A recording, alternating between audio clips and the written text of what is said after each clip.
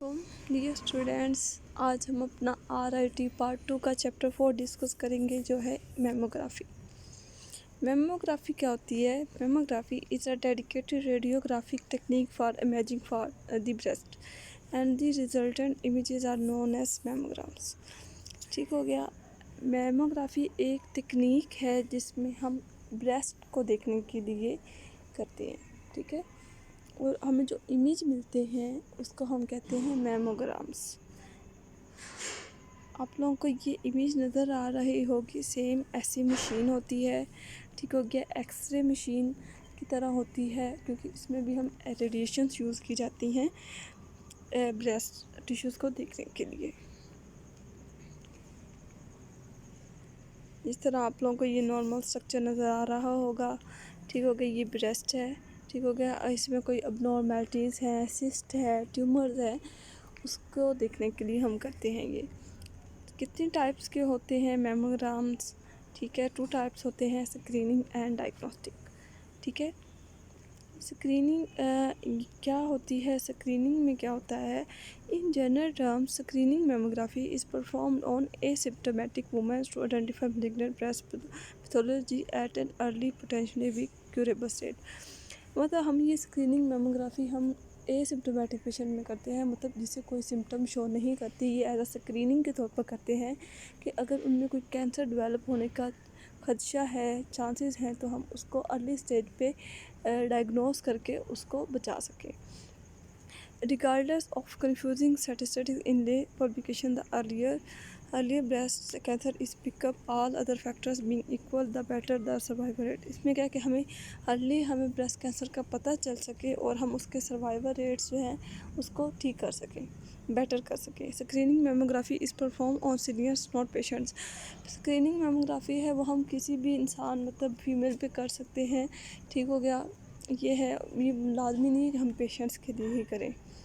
उसके बाद diagnostic mammography क्या होती है? Imaging perform on symptomatic patients, ऐसे लोगों को जिसको ब्रेस्ट से रिलेटेड सिम्टम्स शो होती हैं, मतलब अगर किसी के निपल्स में फ्लूइड डिस्चार्ज हो रहा होता है, पस फॉर्मेशन हो गई है, या उसे कोई लंप महसूस होता है, उस पर हम करते हैं। और to work up an abnormality found on screening mammography, क्या उन लोगों को करते हैं जिसने स्क्रीनिंग मेमोग्राफी करवाया हो और उसमें से कोई अबनॉर्मेलिटी नज़र आई हो।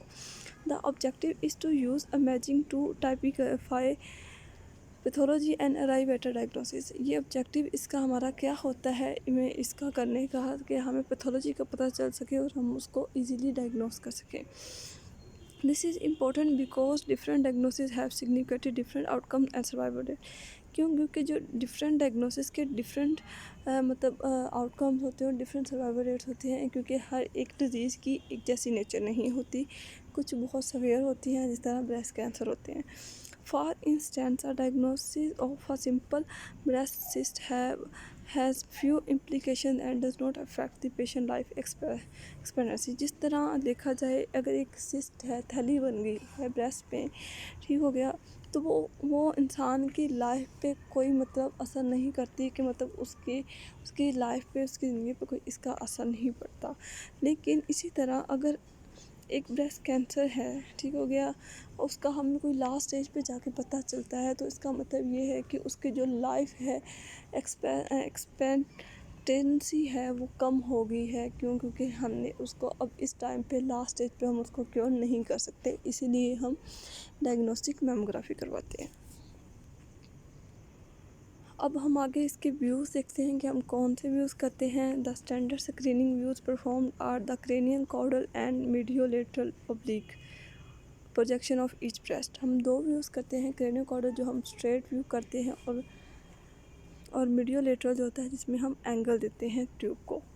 Diagnostic studies are performed with the radiologist on site involved with every step of the imaging procedure। इसमें कहते हैं कि कोई भी एक रेडियोलॉजिस्ट है, उसको आपके साथ होना चाहिए, आप कोई भी स्कैन अगर परफॉर्म कर रहे होते हैं, ठीक है। इसके अलावा standard views are supplemented with additional views. Cone view, cleavage view, compression view, lateral view, mediolateral. उसके अलावा हम एडिशनल व्यूज़ भी कर सकते हैं। ठीक हो गया। अगर हमें कोई पैथोलॉजी है वो डीप है, अगर डेंस ब्रेस्ट है किसी की, फैटी ब्रेस्ट है, तो उसमें हम डीप व्यूज़ करते हैं, एडिशनल व्यूज़ कर सकते हैं जो कि मेंशन किए गए हैं। क्राइटेरिया क्या होगा, हमें इमेज क्वालिटी की लिए हमें क्या क्या चीज़ें चाहिए होंगी। ब्रेस्ट का ग्लैंडुलर हमें इमेज लेना है, एक ट्रायल इमेज लेना है, इमेज एनोटेशंस, डेट होनी चाहिए, मेंशन होनी चाहिए, पेशेंट आईडी पता होनी चाहिए, साइड मार्कर्स पता होना चाहिए कि हम लेफ़्ट प्रेस कर रहे हैं या राइट। रेडियोग्राफर का पता होना चाहिए, उसकी आईडी पता होनी चाहिए, कैसेट हमें पता होनी चाहिए हम कौन सी यूज़ कर रहे हैं, एक्सपोजर हमें पता करेक्ट होना चाहिए। उसके अलावा जब हम स्कैन कर रहे हैं तो कोई उसको मूवमेंट नहीं करवानी। ठीक है क्या। नो स्किन फोर्स होने चाहिए, एग्जैक्ट हमने मतलब जो स्किन है, ब्रेस्ट है, उसको हमने एक्स ट्यूब में और उसमें एडजस्ट करना है। सिमेट्रिकल इमेज होना चाहिए, मतलब कोई कर्व नहीं आना चाहिए उसमें। उसके बाद क्रेनियो कॉर्डल व्यू में हमें क्या क्या चीज़ें नज़र आती हैं, हमें जो ग्लैंडुलर टिश्यूज़ होते हैं हमारे ब्रेस्ट में, ठीक है, वो नज़र आते हैं। निप्पल इन प्रोफाइल होगा, एग्जैक्ट होगा। ठीक हो गया। निप्पल क्या होगा, मिड लाइन होगा इमेज पे, मतलब अगर मिड में आ रहा है निप्पल तो इसका मतलब है कि हमारा इमेज स्ट्रेट है। ठीक हो गया। उसके बाद PNL वो साइज़ कितना चाहिए, 1 सेंटीमीटर का हमने साइज़ का डिस्टेंस रखना है, इमेज सिमेट्रिक होना चाहिए। उसके बाद है एडिक्वेट मीडियो लेटरल ऑब्लिक व्यू में क्या करना है, पेक्टोरल शेडो जो होता है हमें क्या होता है, at the level of nipple जो शो हो रहा होता है वो नीचे नज़र आना चाहिए। ठीक हो गया। इन्फ्लेमेटरी फोर्स जो होते हैं इस वेल सीन। ठीक हो गया। जो स्पेस होती है ब्रेस्ट के नीचे उसको कहते हैं हम इन्फ्लेमेटरी फोर्स। उसके बाद निप्पल है वो प्रोफाइल पे होना चाहिए, अपनी एग्जैक्ट पोजीशन पे मतलब होना चाहिए, मतलब निप्पल जो है मतलब ना इंटीरियर पोजीशन पे और ना पोस्टीरियर पोजीशन पे। ठीक हो गया। उसके बाद इमेज सिमेट्री में होना चाहिए। ठीक हो गया। कर्व नहीं होना चाहिए। ओके जी, ये हमारा मैमोग्राफी का टॉपिक कंप्लीट हुआ। नेक्स्ट हम आगे फर्दर डिस्कस करेंगे। ओके, अल्लाह हाफिज़।